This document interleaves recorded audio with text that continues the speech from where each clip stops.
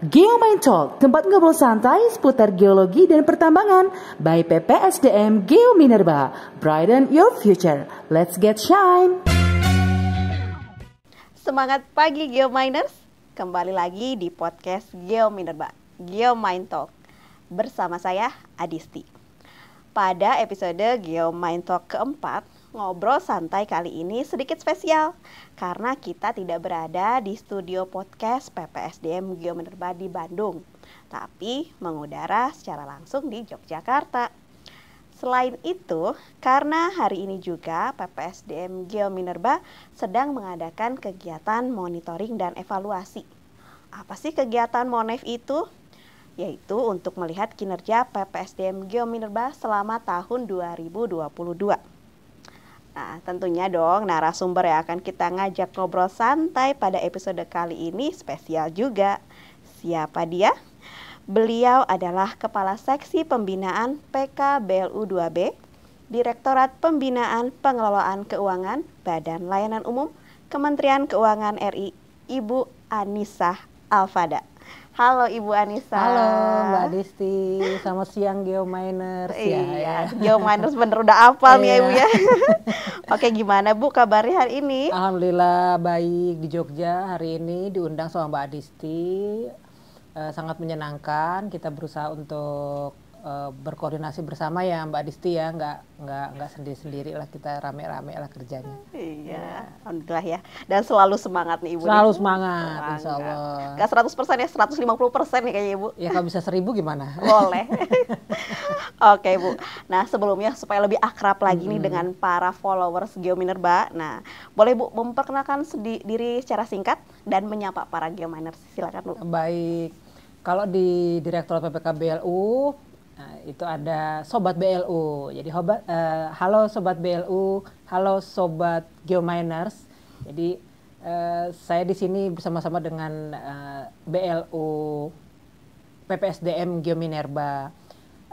Kebetulan kalau di Direktorat PPKBLU itu ada 260 lebih ya, 260 lebih BLU dengan berbagai macam jenis layanan dan aktivitasnya. Jadi memang kalau untuk bidang saya itu ada di pendidikan Kementerian Agama, lalu pendidikan Kementerian SDM seperti PPSDM Geominerba, kemudian juga ada pendidikan di Kementerian Kelautan dan Perikanan. Ada 22 KL, jadi Geominers nggak usah khawatir, temennya banyak. Jadi kita sama-sama menghidupkan, menggiatkan dari BLU PPSDM Geominerba kita. Mungkin sekilas seperti itu.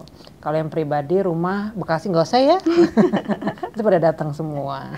Nanti disantronin ya Bu ya. Iya. Oke Bu. Nah Ibu kan sebagai perwakilan nih dari instansi pembina BLU. Kita berbincang nih mengenai BLU serta kinerja PPSDM Geominerba. Oke, nah mungkin nih ada dari Geominers yang belum begitu paham ya mengenai BLU. Nih kita back to basic nih, boleh dijelaskan Bu. Apa sih sebenarnya yang dimaksud dengan Badan Layanan Umum? Iya, betul nih Mbak Adistia, kita masih punya PR cukup besar untuk mengedukasi masyarakat mengenai satu jenis satker pemerintah yang bernama ya Badan Layanan Umum. Masyarakat paham kalau satker pemerintah itu ya satker yang tidak ada biayanya, pokoknya apa-apa gratis lah karena sudah dibiayai oleh APBN. Kemudian yang pasti itu yang masyarakat tahu, yang kedua SDM-nya pasti PNS tuh. Kemudian ada pensiun, nah seperti itu ya. Nah ini ada jenis satker pemerintah yang namanya Badan Layanan Umum. Sedikit banyak info buat masyarakat yang benar-benar belum tahu apa itu Badan Layanan Umum. Yang pasti Badan Layanan Umum adalah satker pemerintah yang punya layanan, itu dulu. Dia harus punya layanan. Yang kedua, layanan tersebut memberikan penerimaan negara bukan pajak. Jadi ada satker pemerintah memberikan layanan yang memang tidak bisa berkontribusi cukup baik kepada PNBP, itu tidak bisa kita usulkan sebagai Badan Layanan Umum. Nah ini yang kemudian menjadi PR buat kita ya, agar BLU atau satker pemerintah yang jenisnya BLU itu bisa dikenal oleh masyarakat untuk agar supaya masyarakat tidak mensalah persepsikan karena taunya itu satker pemerintah itu gratis, isinya PNS, itu kan biasanya konotasinya males, layanannya jelek gitu kan, ya gitu-gitu deh. Nah kalau BLU bedanya adalah ketika satker ini menjadi BLU, maka tuntutan untuk meningkatkan layanan yang paling excellent itu dituntut oleh pemerintah. Nah ini mungkin bagi masyarakat mungkin minta contoh ya. Contoh nih, masyarakat kalau sakit sering tuh ke rumah sakit Cipto, Mangunkusumo. Nah itu BLU.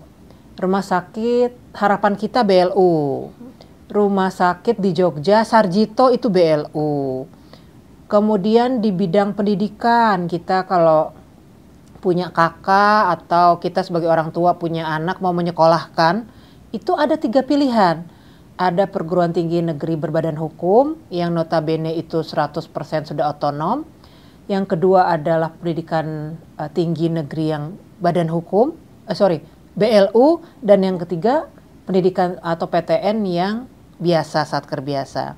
Dan BLU ini contohnya banyak sekali contohnya. Tahun ini UT masih BLU ya kalau saya nggak salah, nanti saya cek karena memang PTNBH itu cukup dinamis ya, setiap tahun dia bertambah. Universitas terbuka, kemudian UNJ, kemudian di Jogja ini UNY barusan jadi PTNBH, sebelumnya BLU. Banyak lah, ada 116 perguruan tinggi. Jadi kita tuh sering sebagai masyarakat sering tidak bisa membedakan gitu ya, mana yang satker biasa dengan mana yang satker BLU. Ciri paling gampangnya itu selain logonya seperti ini nih gitu. Yang kedua pastinya bisa dilihat satker tersebut, rumah sakit tersebut, PTN tersebut itu biasanya fasilitasnya banyak. Kenapa fasilitasnya banyak? Jadi contoh misalnya di perguruan tinggi kantinnya banyak gitu, parkirannya besar, kemudian perpustakaannya besar gitu. Karena memang yang dituntut dari Badan Layanan Umum adalah terus-menerus meningkatkan layanan. Dengan meningkatkan layanan maka PNBP-nya meningkat. Jadi jangan terbalik ya, masyarakat memahaminya PNBP-nya meningkat untuk memberikan layanan. Nah ini yang menjadi stigma negatif ya di beberapa masyarakat yang taunya BLU itu stigma negatifnya adalah tarif yang tinggi. Gitu. Ini mungkin untuk masyarakat umum bisa melihat bagaimana fasilitas pada satker-satker pemerintah di BLU itu biasanya akan jauh lebih baik. Karena ada tuntutan dari pemerintah bagi satker BLU untuk terus meningkatkan layanannya. Mungkin ciri-cirinya di situ ya, ciri-cirinya. Mungkin kalau karakteristik lainnya, mungkin kalau untuk selain masyarakat, kita akan melihat bahwa mungkin untuk para pendidik, akademik, researcher gitu ya, atau birokrat lainnya memahami BLU itu ya sama seperti satker PNBP biasa. Bedanya begitu dia menjadi satker BLU, maka kewenangan yang paling kelihatan adalah yang paling dominan akan terlihat di satker BLU adalah fleksibilitas mengelola kasnya sendiri. Bedanya dengan satker pemerintah biasa 100% didanai dengan rupiah murni, APBN juga. Tapi kalau satker BLU selain rupiah murni, satker BLU juga diperkenankan memiliki fleksibilitas mengelola kasnya 100% full dikelola di rekeningnya BLU sendiri. Itu yang paling dominan. Gitu, ya, keren banget kan? Keren. Iya. Oh, oke. Wah, kan tadi Ibu bicara tentang aset ya, tadi kan ada. Nah, dengan aset-aset tersebut, nah bagaimana sih cara mengoptimalisasi supaya lebih mengoptimalkan tujuannya nih, tujuan dari BL tersebut. Nah, gimana Bu? Baik, ini bagus banget pertanyaannya, Mbak.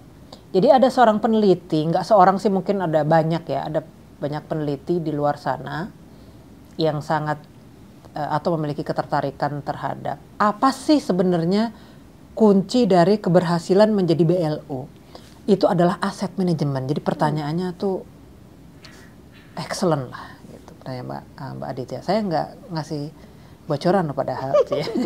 Jadi Mbak, ketika BLU itu mampu memanage asetnya dengan baik, maka bukaan-bukaan bagi penerimaan negara menjadi lebih besar. Jadi begini, kembali ya, kita paling gampang tuh analogi aja deh. Kalau satker pemerintah punya aset juga, pasti itu besar, asetnya besar-besar. BLU punya aset yang sama. Lalu kenapa bedanya nih? Kok bisa BLU dikatakan mampu mendapatkan tambahan PNBP ketika berubah menjadi BLU? Kan sebenarnya agak anehnya tuh di situ. Kunci utamanya adalah dari fleksibilitas untuk mengatur tarifnya sendiri. Nah, agak-agak belum paham nih, apa sih hubungannya nih tarif dengan aset baik? Saya mundur lagi ke belakang. Suatu satker punya aset, gedung, mobil, ke rumah sakit itu ada ambulans, kemudian alat-alat kedokteran, segala macam gitu ya. Itu ketika sebelum menjadi BLU, dia dibiayai oleh rupiah murni, APBN, rupiah murni. Namun demikian, dikarenakan adanya suatu pengaturan tentang tarif yang levelnya itu cukup tinggi, yaitu peraturan pemerintah. Peraturan pemerintah itu disusun biasanya cukup lama, bisa setahun, 2 tahun, dan karena dia levelnya peraturan pemerintah, maka seperti harus mengumpulkan tarif-tarif dari banyak satker, baru jadi itu. Keburu harganya berubah. Yang awalnya fotokopi harganya mungkin masih 300 satu lembar, ketika 3 tahun kemudian udah naik di 500 lembar, tarifnya menjadi tidak update. Ini satu nih masalahnya. Kemudian yang kedua, dalam proses tersebut terjadi lagi penambahan aset yang belum teradopsi pada PP tersebut. Sehingga terjadi lagi tuh aset yang idle, yang tidak bisa dipergunakan karena tidak ada PP tarifnya. Nah, kasus yang ketiga adalah mindset ya. Jadi mindset terhadap aset APBN itu ya dipergunakan aja. Ini nih, mindset ini sebenarnya nomor 1 tuh ya. Cuma saya taruh di belakang supaya lebih wow gitu ya. Supaya orang-orang lebih, oh ternyata di situ toh. Kebiasaan kita sebagai manusia, diceritain 3, yang keinget mesti yang terakhir. Benar. Jadi ini yang ketiga sebenarnya. Mindset kita, mindset satker pemerintah, aset itu dipergunakan sebesar-besarnya untuk kepentingan kita, untuk melayani, untuk memberikan pelayanan. Tapi suatu konteks bahwa aset tersebut harus dapat berkeringat untuk dipergunakan kembali menjadi menghasilkan PNBP itu nggak ada. Nah, Badan Layanan Umum dengan fleksibilitas pengelolaan aset termasuk di dalamnya fleksibilitas untuk menentukan tarif hanya dengan level pimpinan BLU atau pimpinan satker. Itu operasional banget gitu. Pimpinan satker itu ya kalau di PPSDM Geominerba itu kepala pusat aja. Pak Kapus aja gitu. Sehingga seandainya nih Pak Kapus nih paling lama menetapkan tarif itu 6 bulan, itu masih update untuk bisa dipergunakan 2-3 tahun ke depan. Ketika terjadi perubahan ya, seperti kemarin ada pandemi COVID-19, semua pembelajaran diklat dialihkan menjadi online, maka Badan Layanan Umum tuh sangat fleksibel sekali tuh untuk menyesuaikan. Nggak perlu harus lapor-lapor kepada pemerintah, disusun lagi PP-nya, diperbarui lagi PP-nya, keburu pandeminya selesai. Ya, kira-kira seperti itu. Nah, yang kedua, masuk ke bagian yang terpenting tadi. Aset manajemen, di mana BLU harus memiliki mindset bisa mempergunakan seluruh asetnya. Seluruh gedungnya. Kalau misalnya memang ada gedung yang nganggur, langsung tuh bisa dipergunakan untuk auditorium. Di mana auditorium itu kita tambahkan fasilitas-fasilitas yang bisa kita sewakan. Baik untuk meeting, baik untuk acara-acara pernikahan. Boleh Satker pemerintah menyelenggarakan acara-acara yang konteksnya itu sepertinya tidak terkait dengan tusinya. Tusinya PPSDM Geominerba adalah pendidikan dan pelatihan. Kok bisa-bisanya ada undangan untuk pernikahan? Oh, orang-orang pada bingung tuh. Itu sebenarnya sekolah apa gedung apa IO sih gitu kan ya? Ternyata dua-duanya. Ini ya, mungkin bagi geominers jangan kaget nih. Bahkan kalau bisa geominers harusnya sudah bisa tuh ngecek-ngecek websitenya PPSDM Geominerba. Apa saja fasilitas yang dimiliki oleh PPSDM Geominerba yang kemungkinan tarifnya bisa lebih kompetitif dibandingkan dengan di sekitarnya. Jadi kayak misalnya tadi auditorium, coba dicek. Siapa tahu memang tarifnya bisa lebih kompetitif dibandingkan gedung-gedung lainnya. Atau memang ketersediaan yang lainnya misalnya sudah penuh ya, kalau acara-acara biasanya habis lebaran haji gitu kan suka penuh ya untuk nikahannya, walimahan. Nah coba siapa tahu di Geominerba ada auditorium yang bisa dipergunakan untuk acara pernikahan. Jadi boleh. Kemudian Geominerba juga punya Geomin, PPSDM Geominerba punya Geowisatain. Itu sesungguhnya selaku satker pemerintah kan dipergunakan untuk menampung orang-orang yang diklat di sana. Tapi ketika menjadi BLU, begitu diklatnya itu kosong, maka itu bisa langsung diisi oleh masyarakat. Bisa langsung diisi oleh instansi pemerintah lainnya, oleh Pemda, kita kerjasama dengan Pemda, atau pihak-pihak lainnya yang memang membutuhkan penginapan dengan fasilitas yang harus dibuat setara dengan level. Kalau geowisatain mungkin Wisma ya mungkin ya. Ya sekarang hotel. Sekarang hotel kan, apalagi sekarang sudah hotel ya, Iya. udah tambah keren kan. Maka fasilitasnya disamakan dengan fasilitas hotel. Lalu kita buatkan tarifnya, ingat harus selalu ada tarif, dan kemudian dengan tarif itu bisa kita gunakan untuk operasional. Nah ini ya kuncinya. Semua tarif yang dimintakan kepada masyarakat itu akan dipergunakan kembali untuk operasional daripada BLU-nya. Jadi bukan untuk masuk kantong sendiri, tapi untuk operasional daripada BLU-nya. Gitu. Ini kalau kita membahas aset dan aset manajemen pada umumnya, ini banyak sekali yang bisa kita lakukan. Jadi BLU-nya di sini nih bisa sangat hidup dengan aset manajemen yang baik, gitu kuncinya. Gitu Bu. Wah menarik nih. Jadi banyak pertanyaan nih saya nih. Mau ditambahin nggak? Boleh Mbak elaborasi. Oke Bu. Tadi kan Ibu bilang kita mundur sebentar tentang fleksibilitas ya. Nah, katanya bebas nih Bu, bebas. Nah bebasnya itu apakah tetap ada aturan yang mengikat tidak? Atau ini ekor kepalanya dibebaskan sebebas-bebasnya? Atau tetap dipegang nih ekor dan kepalanya ini Bu? Bagaimana nih Bu? Iya betul banget ini pertanyaannya Mbak. Mbak Adistia nih pertanyaan sulit-sulit.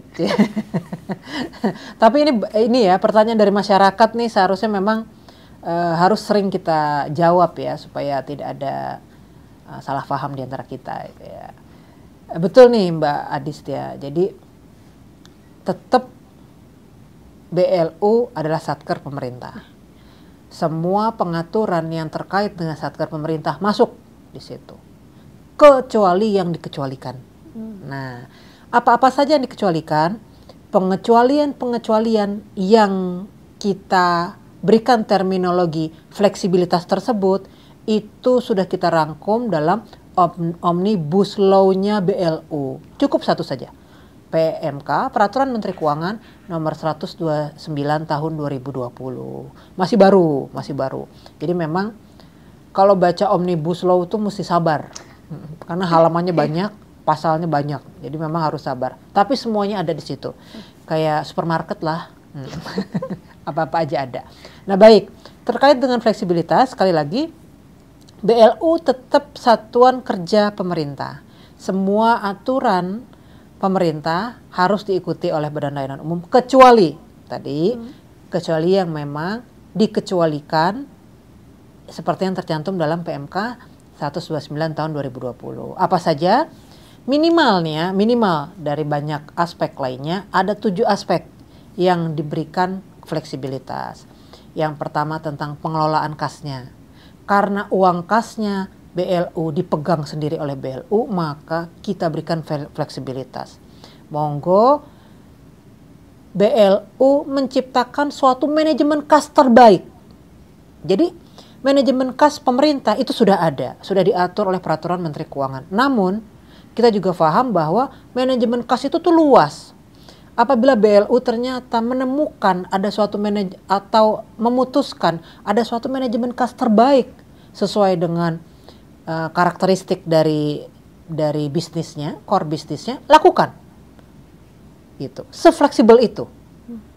Kita tahu tuh manajemen kas pemerintah seperti apa.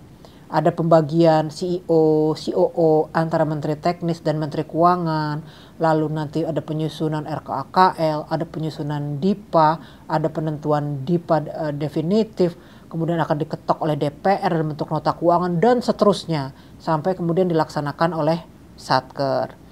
Nah, kemudian uangnya kemudian dalam bentuk belanja, lalu belanja itu dipertanggungjawabkan dalam bentuk laporan keuangan. Seperti itu sudah ada aturannya. Tapi ketika menjadi BLU ada 7 aspek tadi. Tadi saya baru sebutkan yang pertama manajemen kas, ada manajemen utang, ada manajemen piutang, ada manajemen investasi, ada tarif yang didelegasikan untuk pusat bisnis. 5 apa 6 tuh? 5. Iya. 2 lagi ya. Nyari dulu. Dan lain-lain dulu. Dan lain-lain. Ya itu 7 lah. Nanti ya saya cari dulu.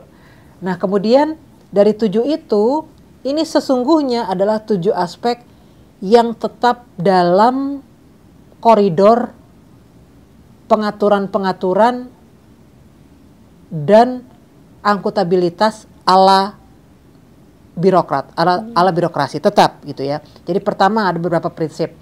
1 dilaksanakan dengan transparan dan akuntabel tetap itu ya. Kemudian yang kedua tetap tidak menabrak peraturan-peraturan terkait lainnya. Misalnya, barang dan jasa. Yang keenam, barang dan jasa. Misal, BLU diberikan fleksibilitas untuk manajemen barang dan jasa. Sementara di sekitaran kita ada pengaturan-pengaturan barang dan jasa bagi satker pemerintah lainnya. Maka suatu modifikasi yang transparan dan akuntabel yang bisa dipertanggungjawabkan dan bisa disesuaikan. Jadi maksudnya begini, BLU itu juga tidak bisa serta-merta gagah-gagahan gitu. Karena nggak ada gunanya juga. Contoh nih, saya mengelola barang dan jasa 200 juta berdasarkan satker-satker yang lain mereka 200 juta. Sementara saya mau 500 juta. Ketika kita ternyata berkolaborasi dengan satker pemerintah lainnya, nggak kena. Jadi tetap harus ada suatu pengaturan yang disesuaikan. Sesuai dengan environment kita. Kalau memang kita ternyata berurusan dengan pihak eksternal, contoh misalnya dengan industri-industri mineral, di mana dia 200 juta itu kekecilan. Proyek 200 juta itu kekecilan. Maka BLU memiliki fleksibilitas untuk menyusun pedoman bahwa ketika saya berhadapan dengan industri pertambangan yang 200 juta itu kekecilan, maka saya menyusun suatu pedoman pengelolaan barang saya bernilai minimum 500 juta. Itu diperbolehkan dengan justifikasi tetap. Justifikasi inilah yang kemudian masih tetap di koridor pemerintah akan diuji oleh Inspektorat Jenderal. Jadi gimana ya? Mungkin Badan Layanan Umum itu tidak seliar yang dibayangkan, tapi sesungguhnya masih ada koridor-koridor pengaturan-pengaturan dari pemerintah. Jadi masih tetap aman lah. Tidak kemudian tabrak sana tabrak sini gitu. Tetap akan ada koridor, hanya koridornya lebih luas. Ya jadi kalau kita jalan tol misalnya Kalau satker pemerintah biasa 2 mobil, maka BLU bisa 3 atau 4 ya, tergantung dari core bisnisnya. Seperti itu. Jadi koridornya kita lebarin. Oke, tapi tetap ada koridornya. Tetap ada koridornya. Oke. Ya. Nah, berarti bicara koridor, sebenarnya jadi BLU itu seperti bisnis kan ya Bu ya? Betul. Nah, berbicara tentang pengembangan lini bisnis. Nah, sejauh mana yang diperbolehkan? Dan misalkan sekarang kan sedang populernya franchise nih. Nah, apakah boleh kita melebar ke arah seperti itu? Bagaimana Bu? Baik. Bagus sekali nih pertanyaannya Mbak Adis. Bagus terus nih Mbak Adis ya pertanyaannya. Ya. Kalau jawaban singkatnya saya bilang boleh.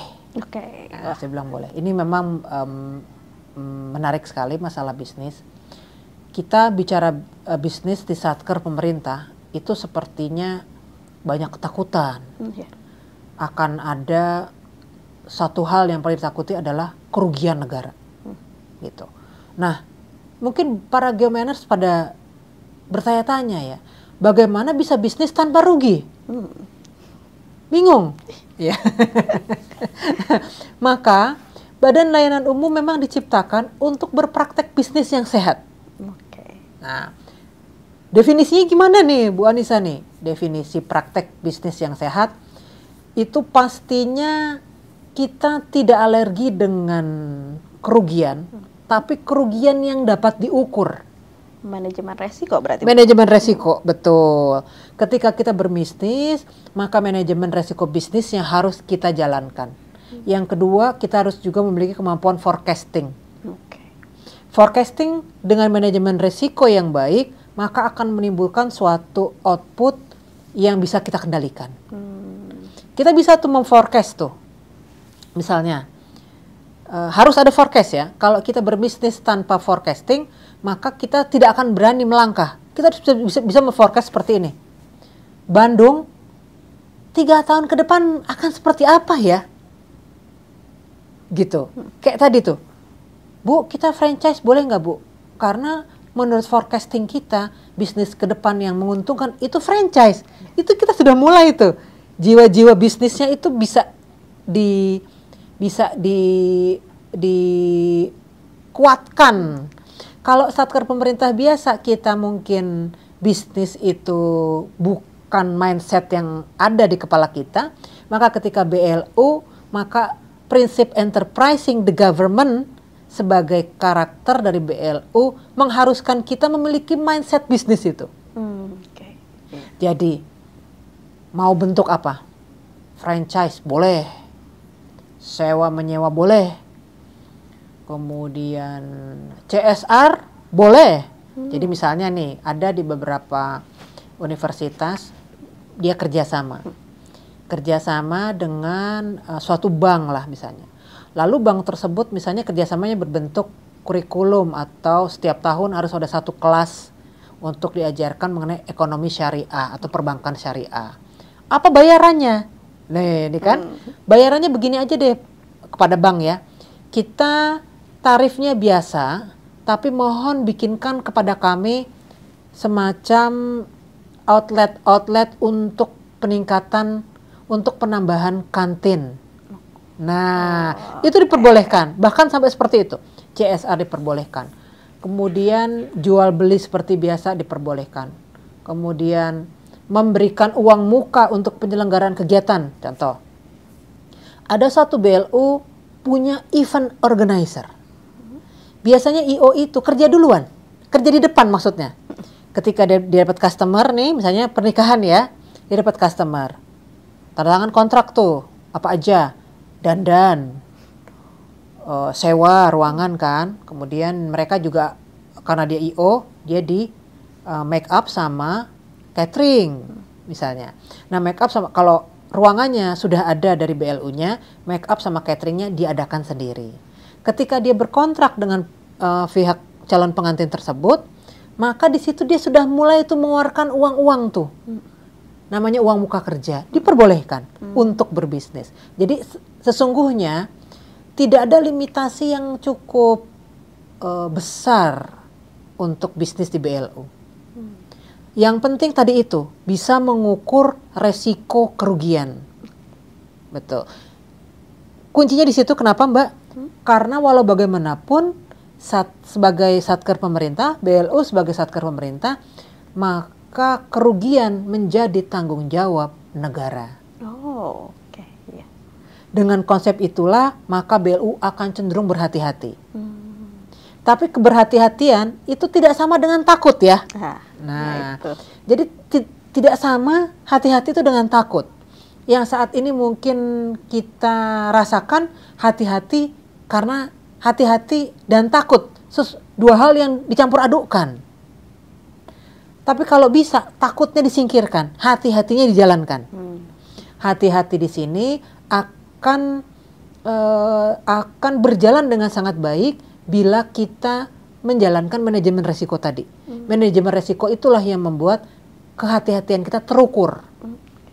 Kita bisa bablas nih, tapi terukur. Atau ketika kita ngerem, kita pun terukur. Ketika saya melangkah terlalu jauh, contoh nih, Geominerba ya. Duh, saya bayangin nih, bisnis pertambangan. Wow banget gitu kan.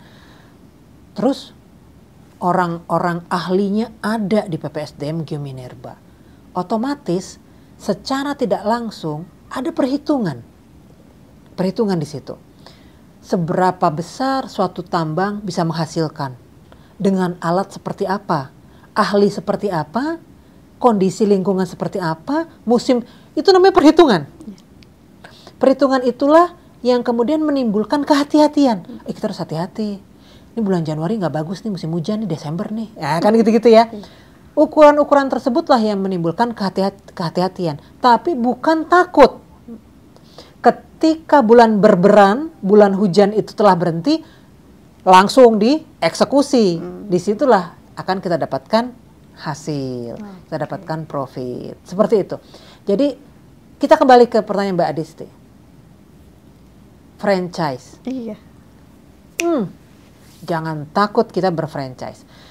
Banyak sekali BLU, beberapa di rumah sakit, kebanyakan mereka sudah berfranchise. Karena mereka punya pasien itu kan kalau pendidikan itu stakeholdersnya, mahasiswanya terukur. Mahasiswa aktif 30.000, tahun depan nambah 4.000, iya 34.000 lah gitu kan. Tapi kalau pasien, walaupun kita tidak mengharap masyarakat kita sakit, tapi pasien itu berganti-ganti. Orangnya mesti ganti-gantian. Misalnya 1.000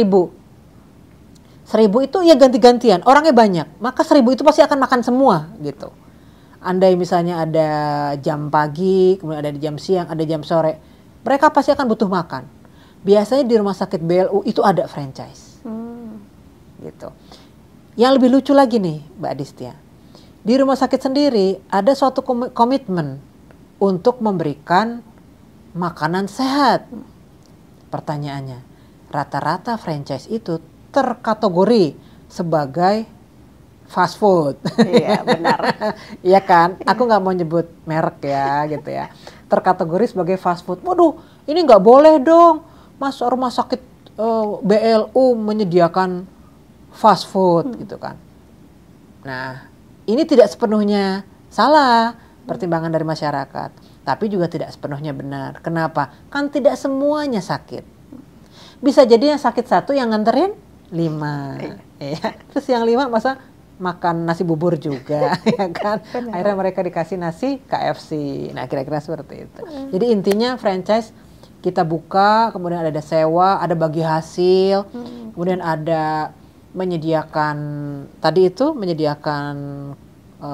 outlet-outlet, jadi yang menyediakan siapa, yang mengisi siapa, kemudian ada KSO, kerjasama operasional. Untuk lini-lini bisnis yang besar, saya rekomendasikan kita bekerja sama dengan pihak ketiga, gitu. Karena kita kan memang kapasitas bisnisnya untuk mengukur resiko yang lebih besar apabila terbatas ya kapasitas kita bisa lakukan dengan kerjasama operasional dan kerjasama manajemen. Itu lebih safe gitu. Kecuali bukan BLU, kecuali memang kita itu corporate 100% full, maka otomatis bisnis kita dan ilmu bisnis kita pasti akan mumpuni. Saat itulah mungkin KSO dan KSM tetap sih saya rasa ya perusahaan-perusahaan juga KSO dan KSM tetap suatu mekanisme yang mereka laksanakan juga. Demikian juga dengan BLU. Oke. Gitu. Menarik sekali jawaban Ibu. Iya, Makin iya. bikin Jadi saya juga ingin bertanya-tanya gitu ya. semangat nih. Tadi ada yang menarik Bu dari kata-kata Ibu, enterprising the government. Betul. Nah, kemudian ada juga kata-kata pelayanan publik. Karena kan di Iya. mana-mana instansi pemerintah itu core kan sebenarnya pelayanan kepada publik. Betul. Bagaimana menyeimbangkan itu Bu? Karena kita kalau bicara BLU kan bisnis, enterprise itu kan identik dengan korporasi ya. Nah, bagaimana menyeimbangkan itu Bu antara pelayanan publik dengan enterprising-nya itu Bu? Baik. Saya coba ambil dua kacamata ya. Kacamata yang pertama adalah semua layanan apapun itu bisa dibisniskan. Itu kacamata pertama. Layanan publik pun bisa dibisniskan. Contoh, saya ambil contoh.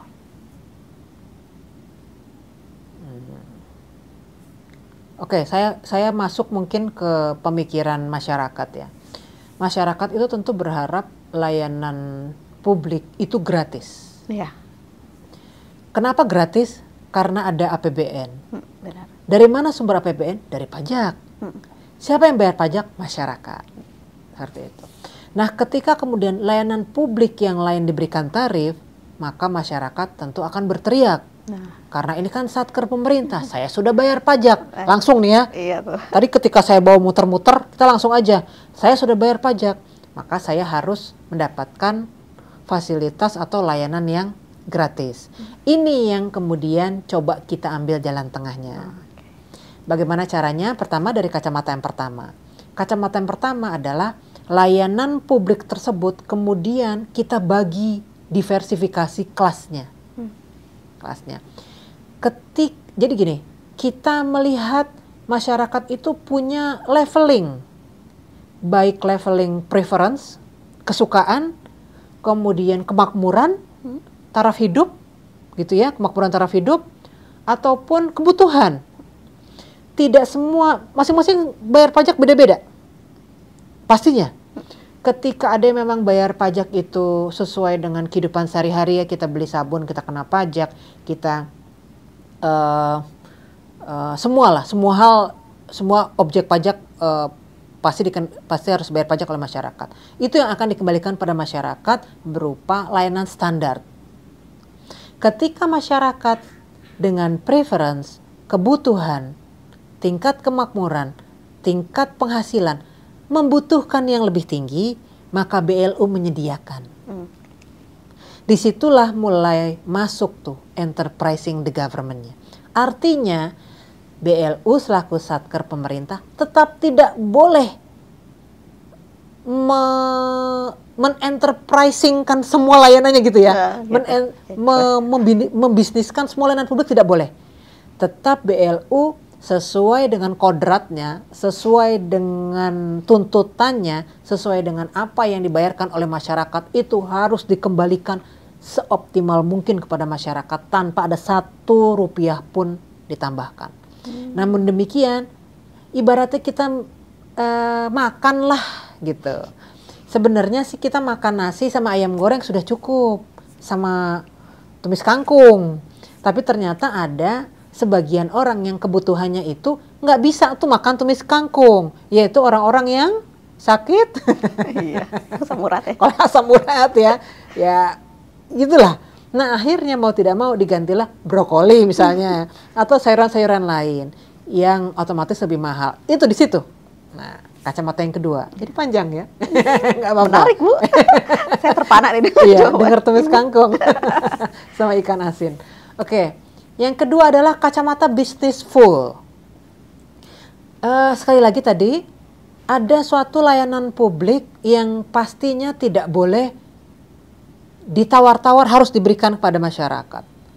Namun demikian, layanan tersebut butuh operasional yang dari APBN tersebut. APBN kita bukanlah APBN yang luas.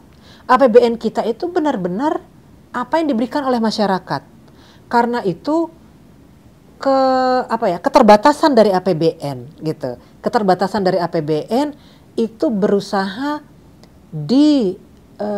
diambil jalan tengah oleh pemerintah dengan menyediakan bisnis tadi. Dengan bisnis tadi tetap dari masyarakat, tapi masyarakat yang lain.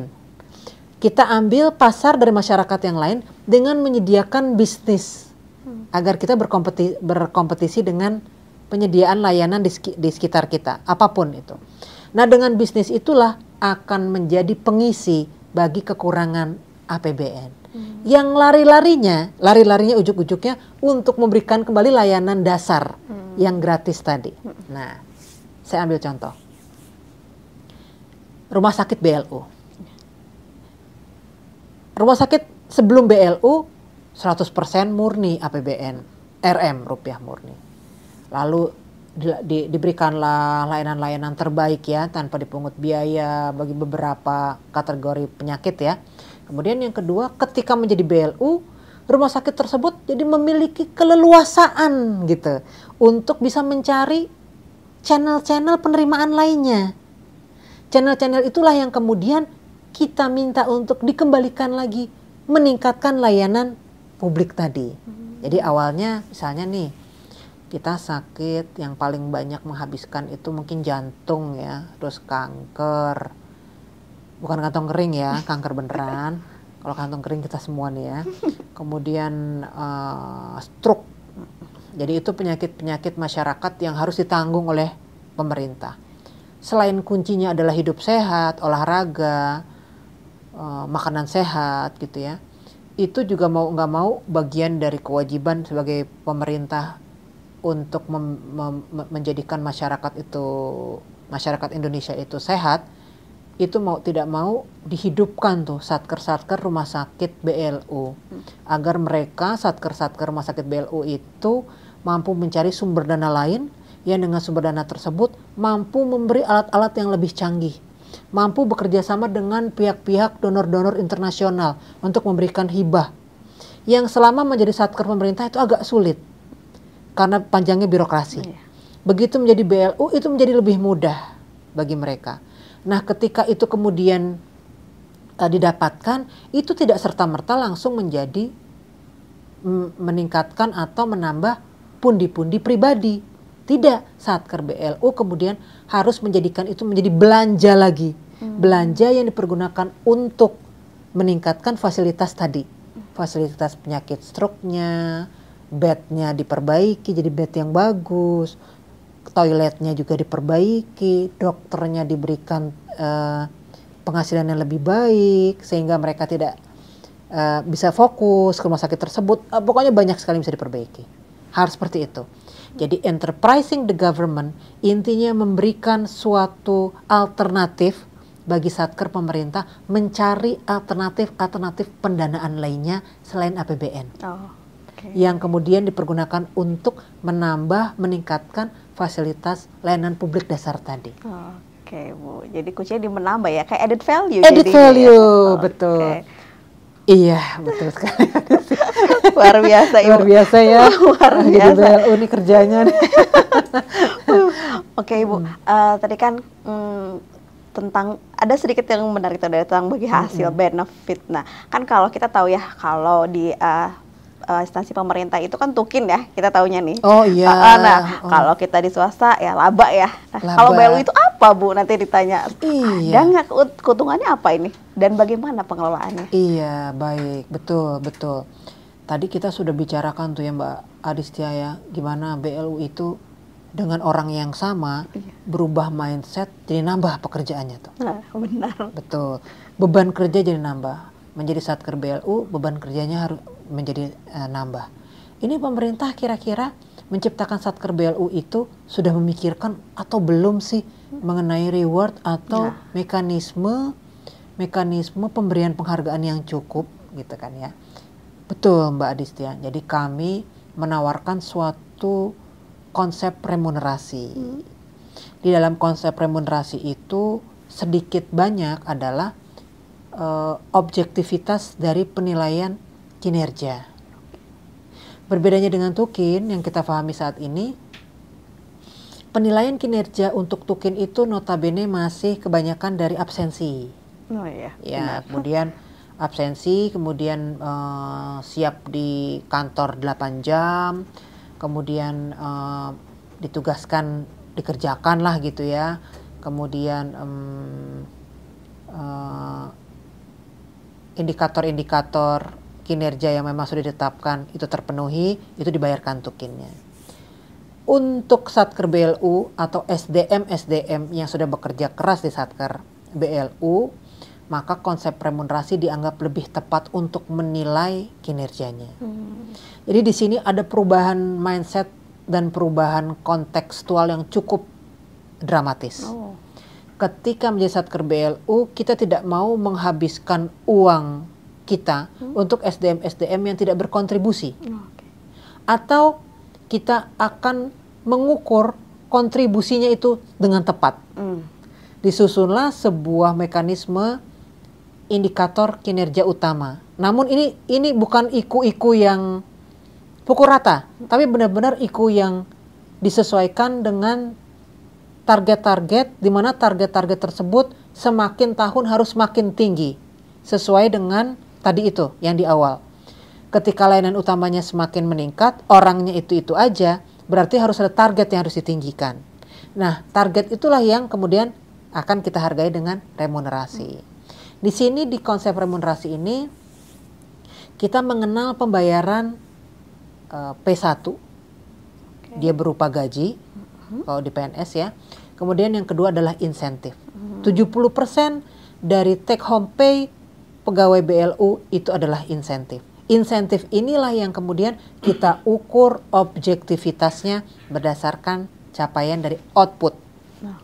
Jadi ketika menjadi BLU, kita tidak lagi mengenal 8 jam kerja, banyakkan nonton YouTube sama main game. Enggak lagi. Tapi bagaimana outputnya yang kita targetkan itu tercapai.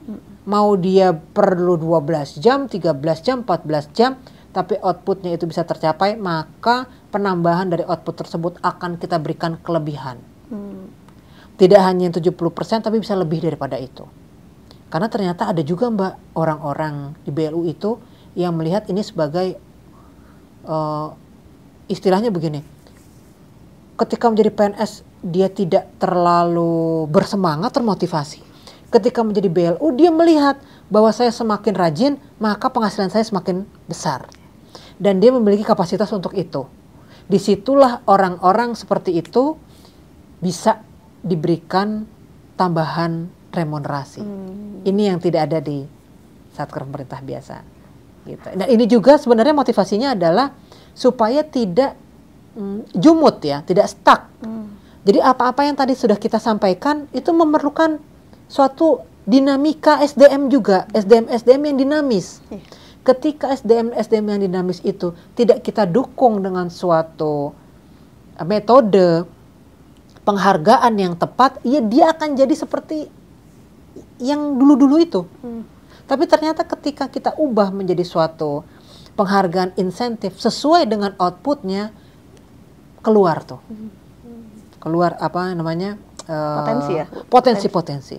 Apapun itu bisa mereka keluarkan karena mereka memahami semua output yang mereka hasilkan akan diberikan reward kembali kepada mereka. Gitu. Bagus ya Bu ya, karena kan selama ini ya kita tidak tutup mata ya, kadang-kadang kan persepsi masyarakat terhadap PNS itu kan betul. malas kayak gitu ya. Hanya ngabisin sampai absen gitu kan. Nah, oke, jadi sekarang dengan BLU sebenarnya lebih terpicu ya merubah, jadi bisa berubah budaya juga ya Bu ya. Berubah budaya kerja, betul. Harus ada yang namanya memang ketika di awal-awal sebelum menjadi BLU sudah harus di-create yang namanya change agent management. Gitu. Jadi memang mindset itu tuh sulit ya, namanya juga mindset ya. Jadi sulit kalau kita meminta suatu perubahan dari diri masing-masing. Jadi kita harus bikin suatu manajemen perubahan yang kita susun secara sistematis. Sistem. Ketika sistem sudah terbentuk menjadi Satker BLU, maka SDM di dalamnya akan mengikuti. Gitu. Oke Bu, menarik sekali ini. Jadi sebenarnya itu sisi positifnya luar biasa ya. Sebenarnya seperti itu. Luar biasa. Tinggal kita terus mengejar ke arah situ. Berarti itu challenging di manajemen ya, bagaimana menciptakan sistem yang baik dan bagaimana SDM juga bisa catch up ya dengan perubahan itu. Betul, betul. Memang ada dua sisi ya, kalau menurut saya ya. Ada sistem, ada pendekatan soft, pendekatan soft politics lah, soft politics. Jadi di soft politics itu yang kita lakukan itu bukan menyusun sistem, karena sistem itu tuh keras ya, ya atau tidak, nggak berhasil keluar, berhasil masuk, nggak berhasil dihukum, berhasil dapat gitu ya, keras, cuma antara zero and one. Tapi dengan adanya penambahan manajemen soft politics di situ, harus ada pendekatan-pendekatan manusiawi, gitu, pendekatan-pendekatan yang sifatnya itu kita kenal sekarang ini. Sebenarnya kita jangan alergi ya dengan FGD, dengan capacity building, kemudian dengan apa ya namanya ya, kalau di kami tuh ada namanya mentoring, coaching. Jadi memang ilmu-ilmu manajemen SDM-nya itu harus dimaksimalkan. Disitulah nanti akan terbentuk budaya. Budaya itu ketika kita terapkan sistem seperti apapun, maka mereka akan bisa menerima dengan cepat. Gitu. Iya ya kan, kalau di swasta kan keras ya Bu ya, tidak mengikuti out gitu kan. Iya, kalau di kita kan ya nanti dia tunggu pensiun. Itu berarti trik dari manajemennya harus pintar sekali betul, ya, itu sulit betul. sekali kan. Iya, apalagi merubah seseorang itu. Luar biasa. Nah Bu, boleh sekarang kita sedikit bergeser nih ke PPSDM. Dari tadi kita umum ya tentang BLU. Sekarang buka-bukaan nih. Nah gini Bu, kan PPSDM Geo Minerba sudah sekitar 5 tahun nih menjalani perannya ya sebagai satuan kerja 2018 ya. Iya. Nah Bu nih, gimana nih penilaian Ibu nih? Jika kita ibaratkan seperti rapot. Nah, gimana nih Bu? Iya, nih dinilainya apa nih Bu? PPSDM Geo Minerba. PPSDM baik nih buat geominers nih, geominers yang mungkin alumni dari pelatihan pendidikan di PPSDM Geomin. PPSDM Geomin sejak 2018 sudah menjadi BLU. Itu nanti akan ada tuh penonton-penonton yang pernah merasakan layanan PPSDM Geomin sebelum jadi BLU. Prapaska. Iya, Prapaska tuh. Nanti bisa tuh komen di bawah ini ya. Kalau YouTube ntar bisa komen di bawah ini. Yang sebelum 2018 ngacung, yo gitu kan. Yang setelah menjadi BLU 2018 sampai dengan sekarang, coba mungkin nanti disampaikan kira-kira ada nggak perubahan. Itu salah satu bagian dari customer focus kita. Pelayanan itu lebih kita utamakan pada kebutuhan customer, kemudian kebutuhan industri gitu, sehingga kita bisa selalu update dengan apa saja sih layanan yang seharusnya kita berikan, bukan yang ingin kita berikan. Itu agak beda tuh. Nah, baik, PPSDM Geo Minerba. Memang ini BLU-nya masih kecil ya, masih muda, masih bayi lah gitu ya, masih 4 tahun. Saya lihat memang yang pertama kali itu adalah SDM dulu. Kembali tadi masalah mindset. Sistemnya belum terbentuk, tapi SDM-nya sudah terbentuk. Jadi PPSDM Geo Minerba itu saya lihat secara SDM itu sudah kompak. Itu dulu tuh, itu dulu. Kalau bahasa Kementerian Agamanya sami'na wa ata'na lah katanya gitu kan ya. Pokoknya Bu Anissa kami sami'na wa ata'na. Oh, udah ada beres itu. Artinya ikut dulu. Terjadilah perubahan menjadi BLU. Itu riak-riaknya pasti besar, pasti. Ada yang pro, ada yang kontra. Ada yang kontranya karena paham, ada yang kontranya karena nggak paham. Nah ini semua harus kita handle. Ketika kita berhasil menghandle SDM-nya, sistem apapun dimasukkan akan sukses. Seperti itu. Nah PPSDM Geo Minerba alhamdulillahnya sudah memiliki kekuatan dari keutuhan SDM-nya dulu ya, itu potensi yang luar biasa. Lalu yang kedua, baru tuh disusun sistem-sistem, suatu sistem yang dengan fleksibilitas BLU harus fit, baik dengan SDM-nya maupun dengan core bisnisnya. Nah, kita coba nih PPSDM Geo Minerba. Saya melihat itu Indonesia Indonesia dengan sumber daya mineral, migas yang luar biasa. Tapi memang masih menjadi tantangan nih buat kita nih, baik pemerintah maupun pihak swasta ya. Masih jadi tantangan baik dari birokrasi, perizinan segala macam. Karena itu memang di PPSDM Geominerba itu pendidikan dan pelatihan yang notabene adalah seharusnya menjadi suatu kalau di luar negeri ya, menjadi suatu kewajiban tuh untuk bersertifikasi dalam pengelolaan pertambangan. Ini mungkin masih perlu dorongan dari regulator. Dalam hal ini bisa direktorat, bisa Dirjen Migas atau Dirjen Dirjen Minerba ya. Nggak ada geonya. Dirjen Minerba untuk menyusun langkah-langkah strategis nih. Langkah-langkah strategis pertambangan sebenarnya. Dengan langkah-langkah strategis pertambangan itu finally at the end itu sesungguhnya akan lari pada kebutuhan SDM tersertifikasi yang kompeten. Itu larinya ke situ sesungguhnya. Karena hulunya itu belum diatur secara komprehensif, maka kebutuhan untuk SDM kompeten bersertifikasi menjadi belum optimal. Saya melihat ini pasarnya masih cukup luas. Karena kita ada di negara Indonesia, kita sudah punya pasar sendiri. Belum lagi kalau kita nanti memasuki ke luar negeri. Di luar negeri itu juga kan banyaklah usaha-usaha pertambangan yang pastinya kita perlu usaha lah ke sana ya. Nantilah itu next, nanti kita susun lah bagaimana caranya agar PPSDM Geominerba itu bisa memenuhi kualifikasi internasional. Oh, bisa ya kita go internasional. Oh iya dong, harus dong. BLU itu nggak boleh mandek ya, harus go internasional. Nah ini yang kemudian kita membutuhkan dukungan dari situ dulu.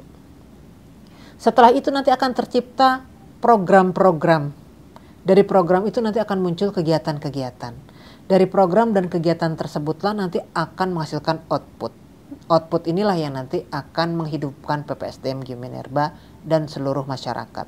Nah ini yang saya lihat mungkin dorongan ini masih diperlukan dari PPSDM Geominerba. Jadi harus ada environment dulu yang kondusif dulu.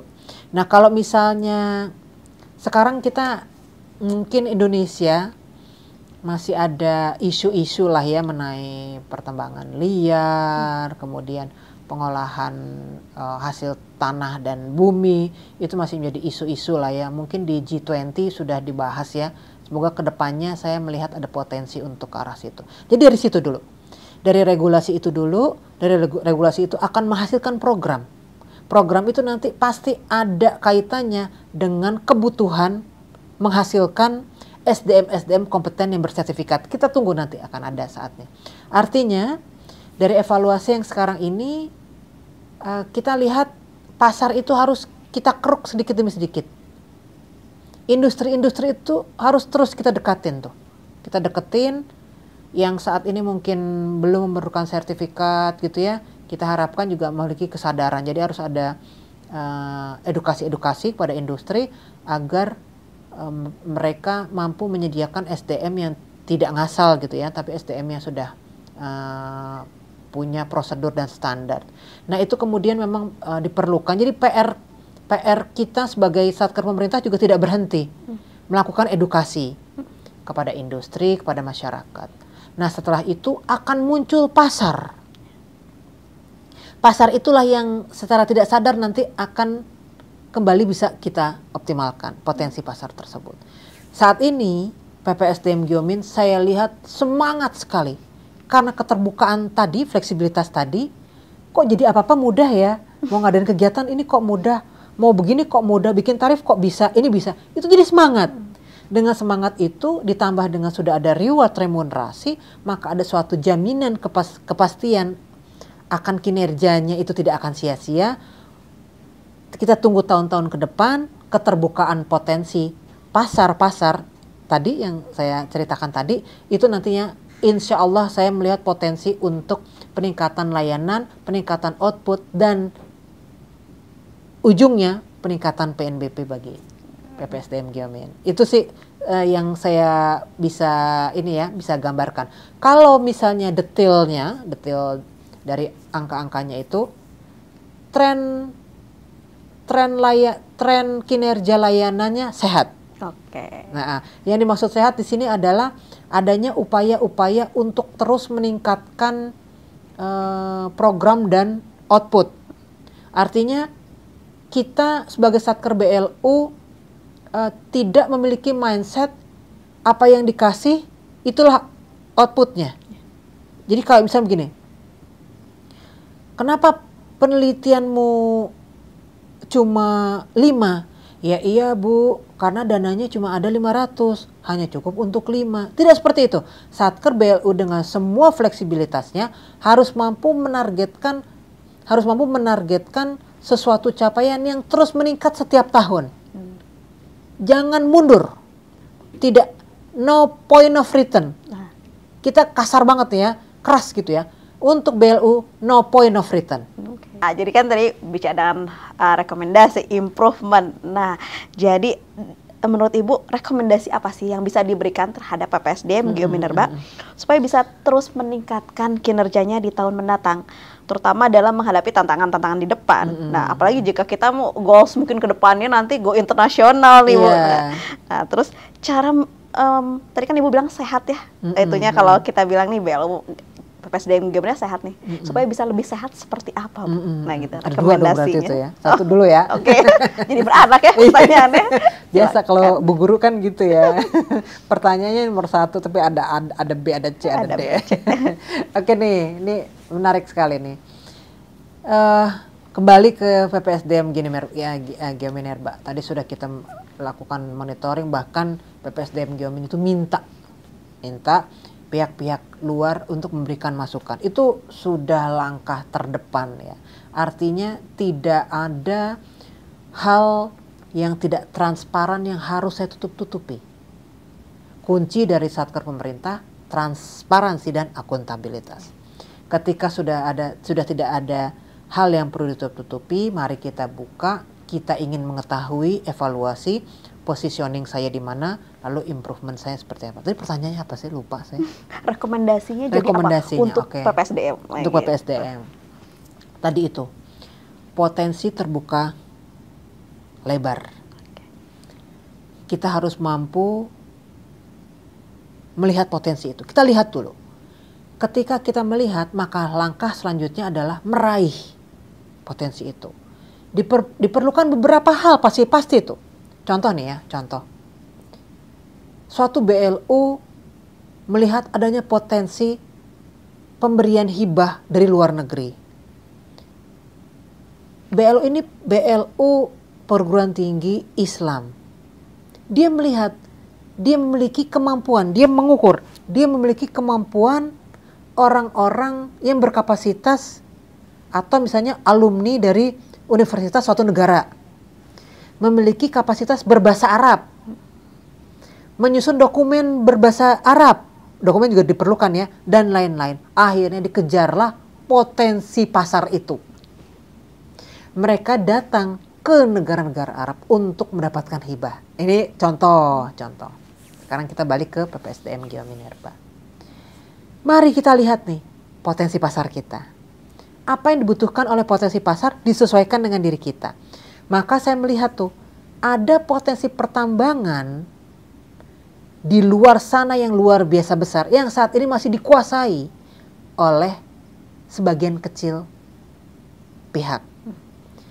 Tentu kita memahami bahwa sebagian kecil itu biasanya sifatnya oligarki dong, agak susah nembusnya nih. Kita nggak usah tembus tembok baja deh, kita coba keliling.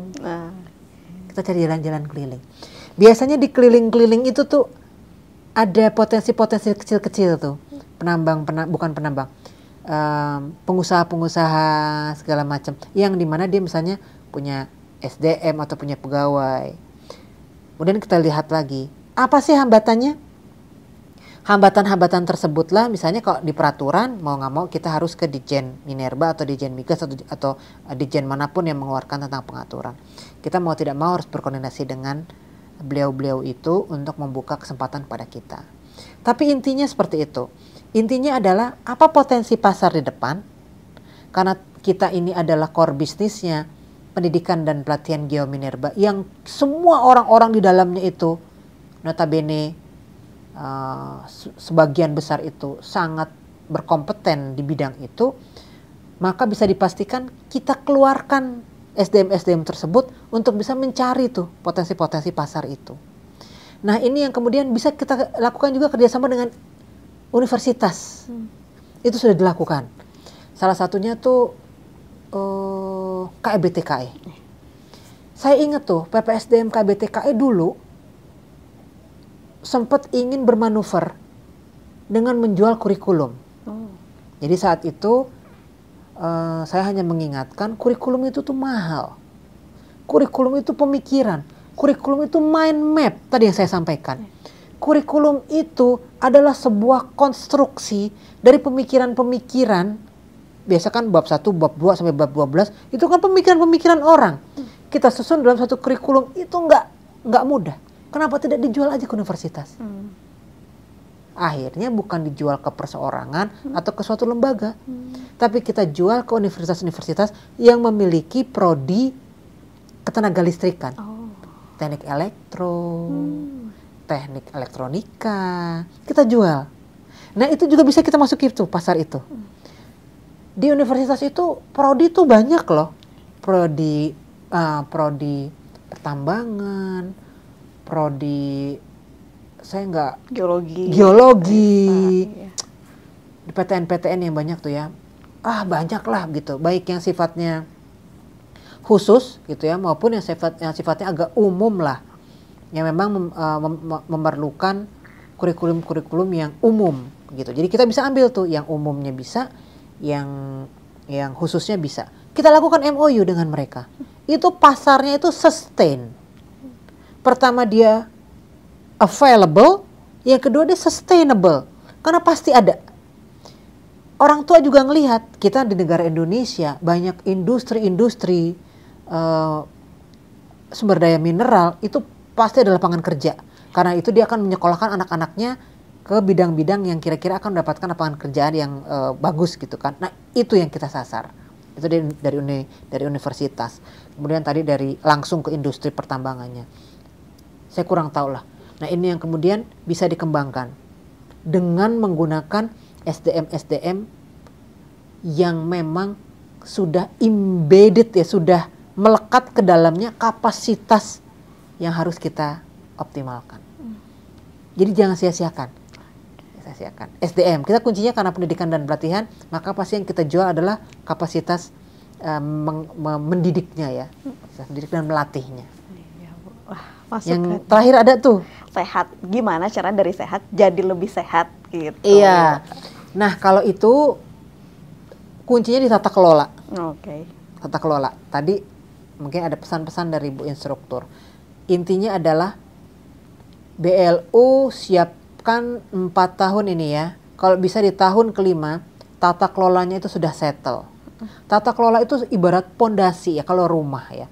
Ibaratnya pondasi. Kalau kita bikin pondasinya itu asal-asalan, maka kita tidak akan mampu membangun. Ketika kita mau membangun lantai 2, kita ingat, kemarin kita bikin pondasinya cuma pakai batu kali selapis doang. Gimana mau lantai 2, nggak bakalan kuat. Tapi kalau kita sudah punya konsep membangun, maka kita akan membangun pondasi itu yang nggak main-main. Langsung yang memang cukup untuk 27 lantai. Kenapa 27? Ya ganjil aja gitu ya.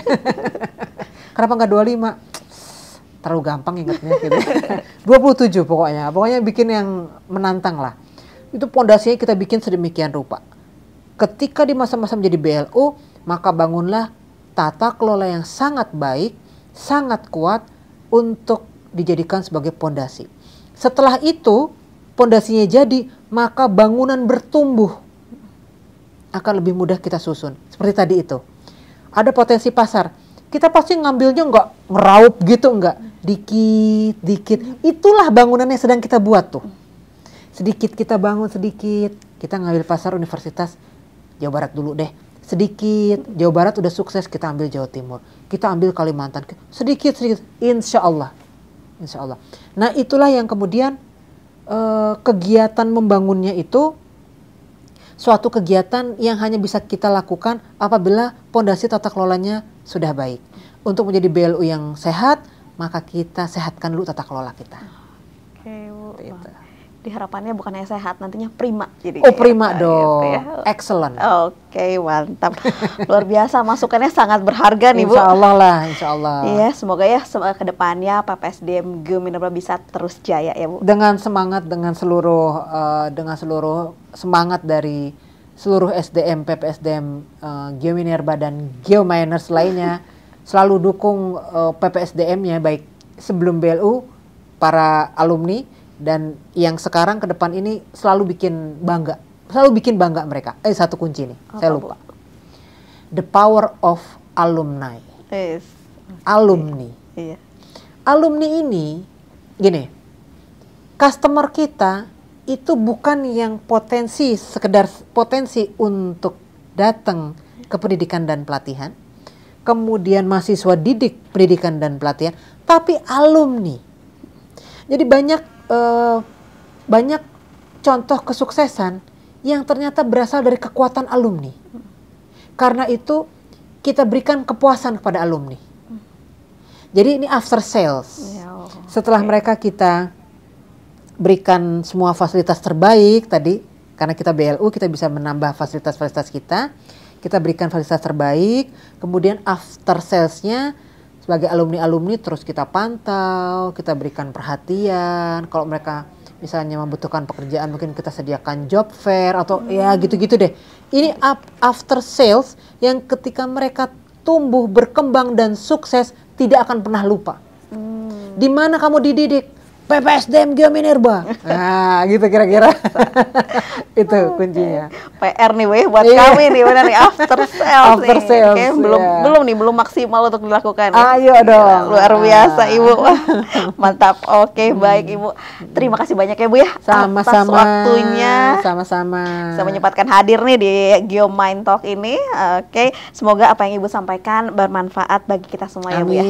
Amin, semoga bermanfaat. Iya Bu, salam sehat Ibu. Salam sehat, Mbak.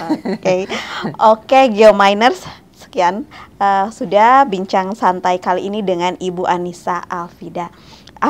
Mohon maaf ya, saya grogi. Emang saya namanya agak Arab-Arapan gitu. Iya, kan biasa nama tuh Anissa, Bu, ini Anissa Alfada. Unik loh Bu namanya. Oh, luar biasa. Ibu saya. Baik Ibu, terima kasih ya telah menyimak Geominers. Sampai jumpa di episode Geomind Talk berikutnya. Saya Adisti, undur diri. Stay safe, stay healthy, dan stay happy. Geomind Talk, tempat ngobrol santai seputar geologi dan pertambangan by PPSDM Geo Minerba. Brighten your future. Let's get shine.